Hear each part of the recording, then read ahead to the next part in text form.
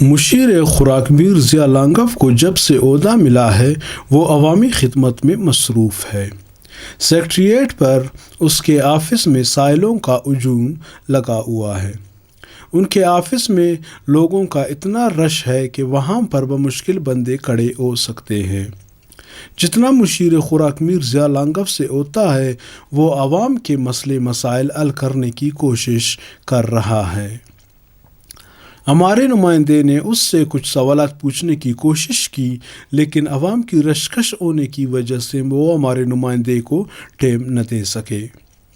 میر ضیاء لانگاف کے اس عمل سے ہم لوگ ناراض نہیں کہ ہمیں ٹائم کیوں نہیں دیا۔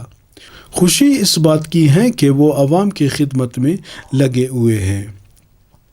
انشاءاللہ پھر کبھی آنے والے دنوں میں مشیر خوراک میر ضیاء لانگاف سے خصوصی انٹرویو کر کے تھول ویب نیوز پہ نشر کریں گے۔